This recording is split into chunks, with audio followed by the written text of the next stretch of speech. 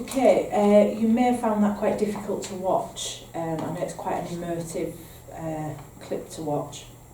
I always like to say that I think Kaylee's parents are incredibly brave for making that video with the purpose of helping others and trying to prevent this from happening. One of the things Kaylee's parents said was they wished they'd asked her, "Who is that you're texting?" Her phone was going ping, ping, ping, ping, ping, ping, ping. And you might say that's normal for children, and it might be.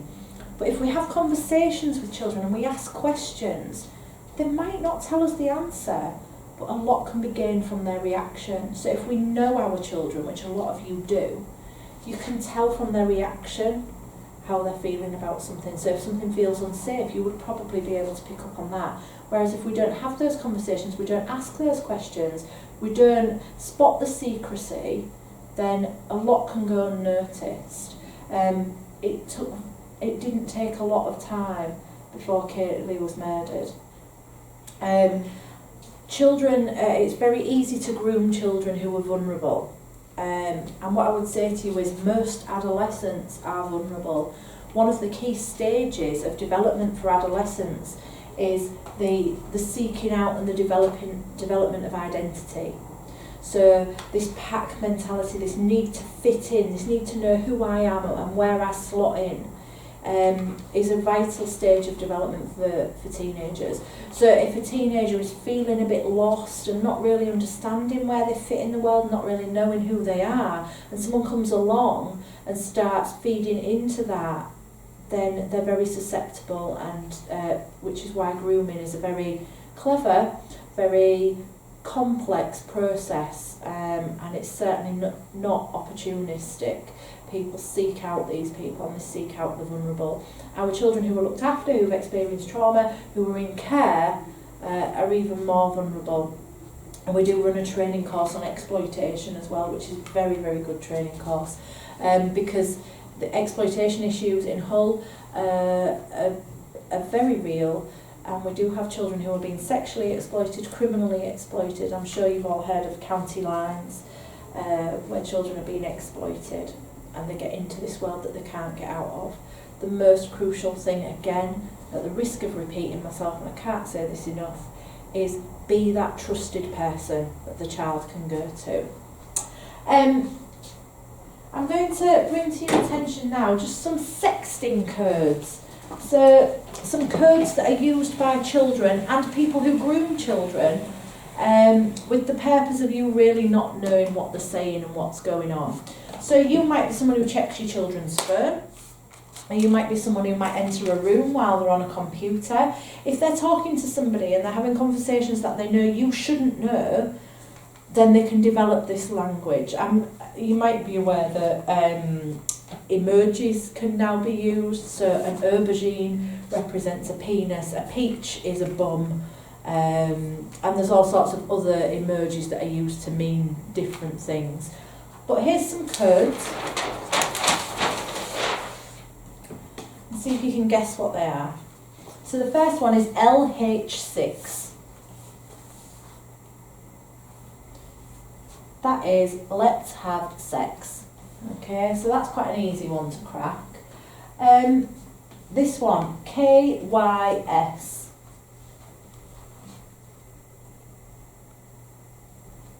Okay, that is kill yourself. Now some of you might be like, oh, what? There is an increasing number of websites, people out there who prey on young people and encourage them to take their own lives. And it will start off very small. So some of you may remember what was called the Blue Whale game. It started in America, it did come over here, and what it was a series of challenges to prove yourself, to prove you're the big man, to prove that you're something, you're somebody. And you would get very low level challenges. Challenges might be things like stealing something. Challenges would build up to hurting yourself, and the ultimate challenge was to take your own life. For some of our children, if they are so desperately in need of feeling that they are somebody and they are something, then if you're told you will really be somebody if you do this, it can be really powerful. CD9. That's code 9, and code 9 means parents are in the room. So if I'm sat typing on my laptop and this person, or I know that I don't want parents to know what I'm doing, but if I write parents are in the room, my parents might question why I've written that. I'm just going to put CD9, and parents might be like, don't know what that means. So it's a code to say that parents are in the room. CD99 is code 99, they've gone, we're all right again. LMIRL, that's let's meet in real life. BMPFB,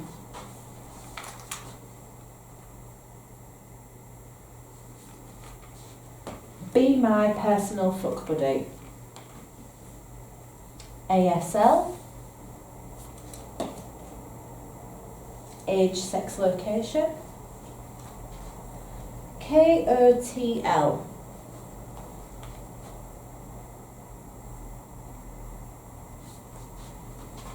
kiss on the lips. Now for some of these, such as KOTL and HAK, which is hugs and kisses, these could be perfectly innocent. You could have a teenager who's got a boyfriend or a girlfriend and they're just starting out and they're texting each other KOTL, HAK. Innocent. If I'm grooming a child, these are the kind of things that I'm going to start off with.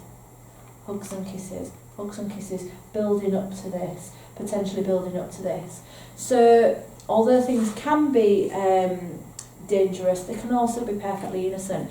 The key to working out what it is to ask children. So if I look at a child's phone or a laptop or whatever and I see something like KOTL and I said to a child, what does that mean? And the child went,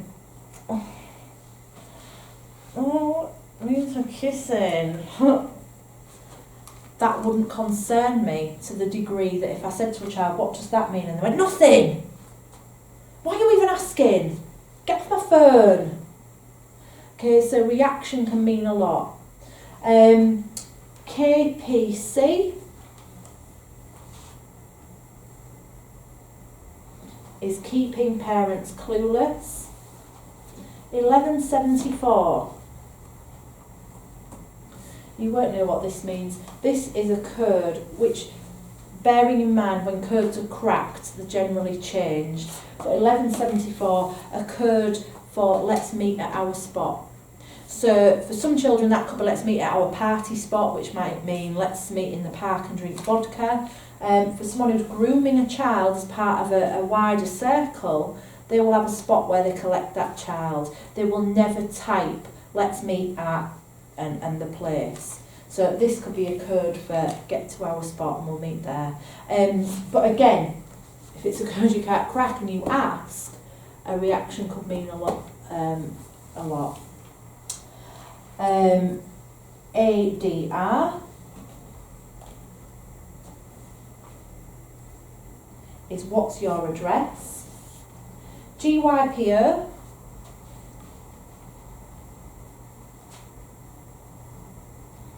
that's get your pants off. Now, I just also want to draw your attention now to sexting. Sexting is huge. We used to show a clip on this course, but it's no longer available, from a documentary around sexting, where they went into schools and talked to children about sexting, children as young as 13. And what these children were saying was it's perfectly normal to get several texts from different boys or girls asking for photos of your bits, asking you to do things on camera and share it.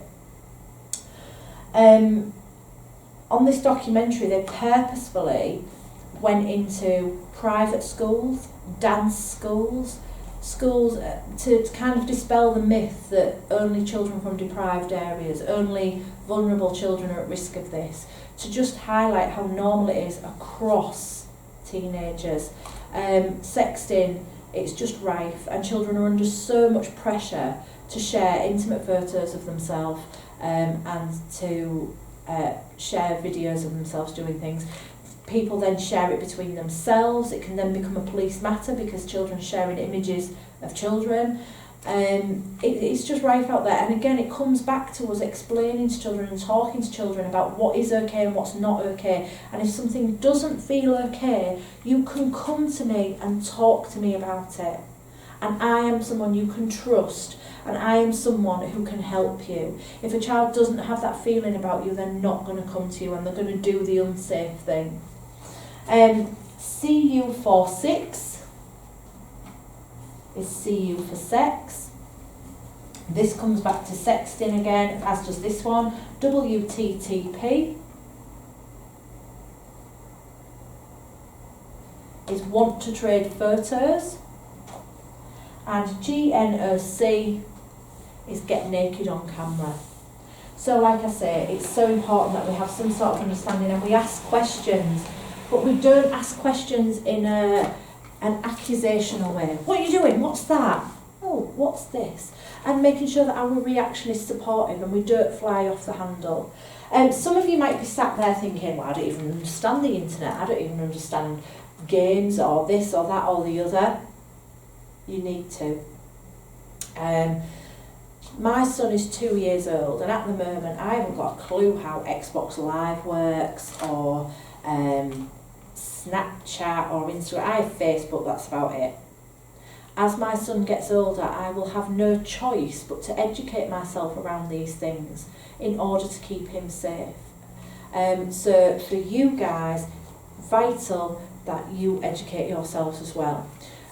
Here we run an e-safety course which goes into this in much more depth if you feel you need more information, and if you need to know what apps your children are using, what they're accessing, there's all sorts of resources out there that can help you. Talk to other people, there's always someone who knows and can help you, but please don't sit in ignorance. Please find out for yourself what these kids are playing, what they're doing, and ask questions. So when we think about risk, what is an acceptable risk then? So an acceptable risk is something that can offer some form of benefit to a child. So if we're taking a risk, there needs to be some sort of benefit. Okay? So if I put that in simple terms, have you ever crossed a road when the red man's showing? I'm sure some of you have. Now you know that's a risk because the red man means it's not safe to cross, and we were told that at school. The benefit is you're going to get across the road quicker. Okay, so if we're taking a risk that's acceptable, there has to be some sort of benefit to the child. Just on that though, we're not teaching children that it's okay to cross the road on the red man. Acceptable risks also need to be similar to challenges that the child's already demonstrated that they can meet. So we're not just going to take a sudden leap of faith, we need to have seen varying degrees of evidence that they're able to take this risk. And risks need to offer challenge to stretch children, but not taking them too far out of their comfort zone, like I said.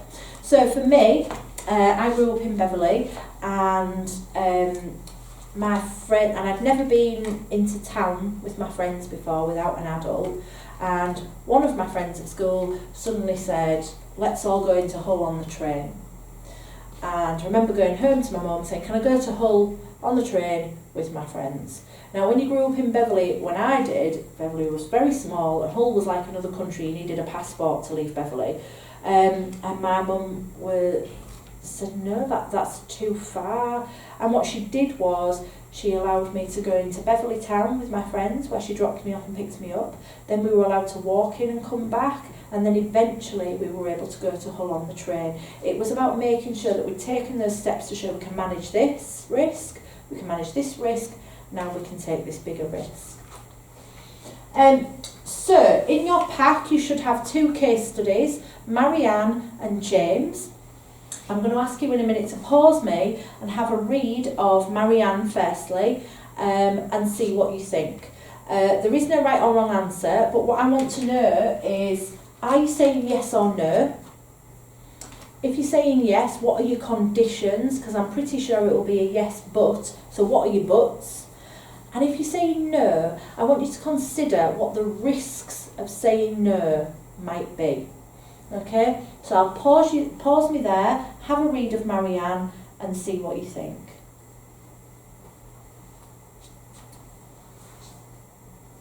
Okay, so you've read Marianne. Let's read it together. Marianne's 14, she has cerebral palsy, uses a wheelchair. She wants to see her cousins who live in London, which is a 3-hour train ride away. She's trying to convince her foster carer, that she should be allowed to travel to see them alone. So obviously you're not here, so I can't ask you what your thoughts were, but what I asked you to do was, if you were saying no, consider the risks of saying no. So the risks of saying no to Marianne are, 1, she might do it anyway. Okay, so you could say no, she could go out and do it anyway, and then we've got this whole risk around, we don't know where she is, she might not contact us, and we've got the whole issue that she's going against our wishes. Another risk is the risk to your relationship. So how is she going to react to feeling that you don't trust her? So we need to think about those risks. So if we say no, there will be risks to saying no. And sometimes we can think to ourselves, I'm saying no to keep them safe, but we must consider what the risk is to saying no. So if we're saying yes, but, here are some of the things you might have thought about. This might be too small for you to see here, but refer to your slides. So what's her confidence level? How confident is she in her ability to be able to do this and to travel alone? What's her understanding of the challenges that she may encounter? So does she understand that this is a risk? If she's got no comprehension, no understanding of the risks involved, then that brings a whole new light onto it. If she understands that there are risks, she's more likely to be able to manage those risks when she recognises them. What's her past experience? Has she done this before? Has she travelled on trains before? Has she gone to other places on her own? What do we know about what she's already been able to do? If she's never travelled anywhere alone, then this might be just too far. Can she communicate to people on the journey? Now, some of you might have said, oh no, she's got cerebral palsy, we're saying no. But all I've said to you is she's got cerebral palsy. That could mean all sorts of things. I've worked with a child with cerebral palsy who, if you met him, you wouldn't know he had cerebral palsy. It was very mild and he was perfectly capable of getting around by himself. At the other end of the scale, I've worked with a child with cerebral palsy who was paralysed from the neck down, fed through a tube, couldn't speak and was blind. I'm not going to let that child travel. So, and also we've talked about the fact that she's in a wheelchair. But again, what does that mean? Does she use the wheelchair all the time? Is she able to get out and push it? How proficient is she in her wheelchair use? We don't know. So the message there is be curious. You need to know more. What I've given you there in that case study is not a lot of information. You need more information. What is the wheelchair provision? And who is she meeting? Do we know who it is?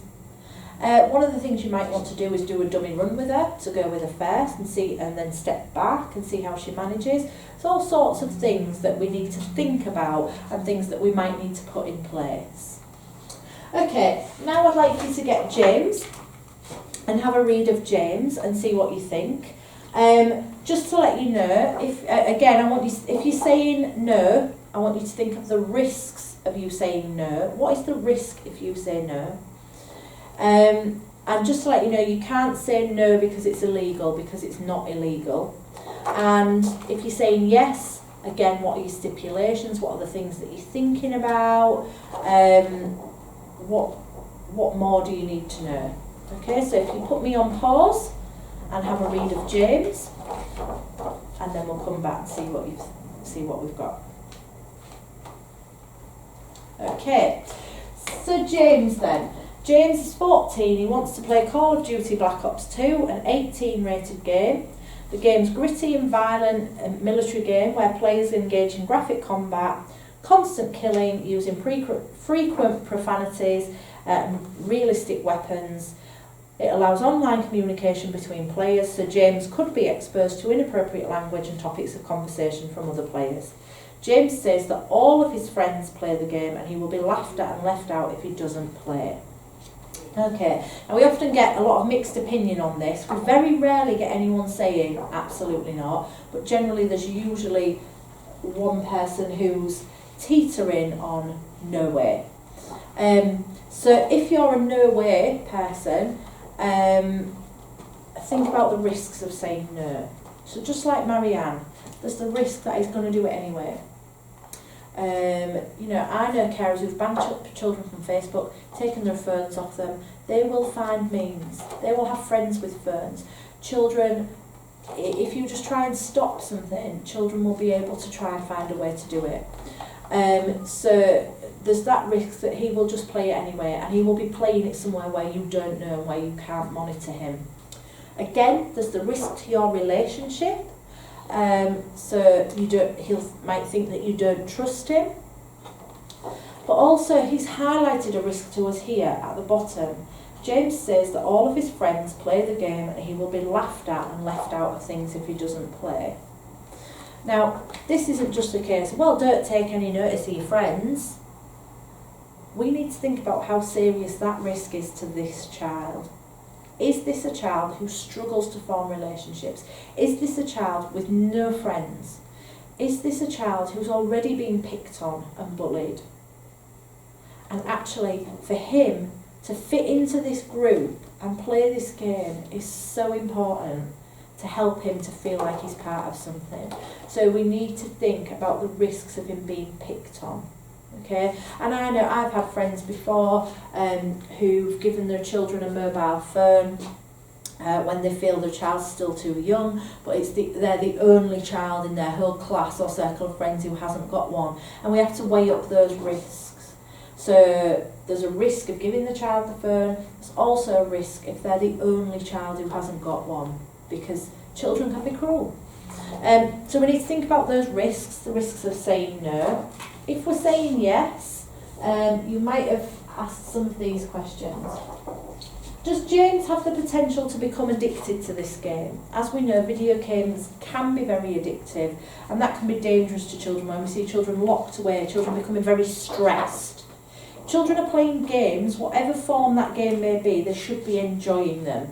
So has he got the potential to become addicted and consumed by this game? Could this game in particular remind him of trauma from his past? So has he experienced domestic violence? Is there domestic violence in this game, for example? If it's too close to the bone, it might be too much, and we might be saying to James, let's find you a different game. Could this game teach him valuable skills? Could it help him to communicate? Could it help him to develop friendships? Is James mature enough to play this game? Now, when it comes to this point, I think of a child that I used to work with in a children's home, who, if you met him, you would think he was very streetwise. He came across as quite a regular teenager. He had mild learning difficulties, and some of his understanding, comprehension was really limited, and this really was highlighted to us when we were watching the soaps. So we were watching a soap, I can't remember what the soap was, but say it was Emmerdale, and somebody died in Emmerdale, and he got quite upset and wanted to know what that meant. He didn't understand, I think he was about 14, 15. And he said, what does it mean if you die? And we spent a lot of time with him explaining and talking about death and talking about what it meant. And that was fine. Skip forward a few months, we were watching Coronation Street, and the person who died in Emmerdale was in Coronation Street, and this child absolutely hit the roof. He was so distressed, he was shouting, she's dead, she's supposed to be dead, why is she in the Rovers, she's dead. And we were like, wow, he couldn't distinguish between reality and fiction. So to him, when he was watching the soaps, these were real people living real lives. If somebody died, it meant they were gone. So for me, that was a child that shouldn't be letting him play this game, because he's going to think he's really killing people. So when we talk about maturity, it's about that child's understanding. Do they understand that what they're playing is not real? And it's a game. And actually this isn't what we do in real life. Could you let him play the game under certain conditions? So, there's things like you're going to want to know who he's playing with, making sure he's not sharing personal information. Do we know that he can manage online risks? Has he shown us before that he's blocked bullies? Has he been to us before and said, this person's joining, I don't know who they are? Because these gaming groups are a really good way for people to groom. There was an example of a young man who was murdered by somebody who joined a group with him and his friends, and they all thought he was another young lad just as they were, and they all played together. And what he did was he used the communication to suss out who's the vulnerable one, who's the one who's a bit shy, a bit quiet. And what he did was he contacted that young man separately and said, do you know what they're all saying about you? And that was the start of the grooming process. And this young man was eventually killed. So we really need to make sure that we're monitoring who these children are playing with and trying to create some understanding of their awareness of online risks. Like I said, we have got e-safety training here, which is really good and really important. I'll certainly be doing it myself in the next few years. So when we think about risks that are unacceptable, it's a risk that require an understanding that the child just can't have. Okay, so if I send my 2-year-old to climb up something really high and he has no understanding of, I need to get my foot on there or I might fall, then he's going to fall and it will be more dangerous, as opposed to, I know my foot's got to be on there, but I'm in such a hurry and I'm so excited I'm going to slip. Okay, so unacceptable risks require understanding that children don't have. Okay, so another example is me expecting the child I worked with to be able to play this game when he doesn't understand reality and fiction. So when we're thinking about risks, when we're thinking about is it okay to take this risk, here's some questions that we can ask. Is there a benefit to this activity? If there is no benefit whatsoever and we can't think of any possible positive outcomes, then we shouldn't be doing it. Does the child have the understanding? We've already talked about that. Is there a risk to not undertaking the activity, which we've already talked about? And we need to think about the positive or the negative outcomes, and it's about finding that balance. So how do we balance the risks of saying no with the risks of saying yes and meeting somewhere in the middle? What I will say to you is, if you're struggling with making a decision and you're thinking to yourselves, this decision's too big, I just don't know what to do, the fostering team are there to help you. You can ask for help. Okay, so you're not on your own. If you were faced with a child saying, I want to play Black Ops 2, you can discuss that with your children's social worker or your fostering social worker. Equally, a case like Marianne's. Okay, we're not saying you're out there on your own, you just got to go away and decide. There's people that you can ask for support. What I would say is, if I was a fostering social worker and you rang me and said, I've got this dilemma, I don't know what to do, I wouldn't just wade in and make the decision for you and say, this is what you need to do. Part of my role in developing you would be to say, what do you think? Okay, and don't forget, you guys are the ones that know these children best. So I'm going to talk to you about safer caring. Safer caring is all about how foster carers can act to safeguard children and their families, and protecting you and others from the risk of allegation. It's about taking proportionate risks so that we can still allow children to grow and learn. So what you will be expected to do, and you might have already done this as part of your assessment, is create a safe care policy. Every household must have a safe care policy. Every fostering household must have a safe care policy. And if you haven't seen one yet, ask your fostering social worker to give you a blank one, or they will be planning to do that in the future. And the safe care policy should not be completed by them, so it shouldn't refer to you by name. It should be completed by you, the foster carer, or the foster carers, and it should be we or I. This is what we're going to do under all these categories. This is what we do within our household to keep everybody safe. It's really important that that is documented and thought out and planned. So a safe care policy as well is a fluid document. It's not something you complete and it's there forever. We need to keep it updated. If things within your household change, it needs to be updated, but it should also be regularly reviewed and kept up to date. And these are some of the things, the areas that you might need to think about making changes or being aware of what you do. So affection, love and touch. We know that children need affection and we know that children need touch. For some of our children, they can't manage that. So it's about you talking to the child, working out what's right for them. And we don't just need to talk to children to find out what's right for them. We can observe them. Our interactions can tell us that. What's right for this child, and get it down. So this is what we do. This is what we've agreed. Play and play fighting. What I would say to you is play fighting can be very difficult for a lot of our children. But how are we going to play with these children? Tickling, again, can be very difficult and very dangerous. Privacy and personal care. So I'll give you an example. I had a foster carer who had a young boy in her care. And when he came in, she said to him, what about bath time? And he said, I don't want to be on my own at bath time. And she said, that's okay. And she said, how do you like to have a bath? Do you like to wear anything in the bath? And he said, no, I don't wear anything in the bath. So she said, that's okay. So she documented that down. That was in the safe care policy. She bathed him for the first time and he was sat like that.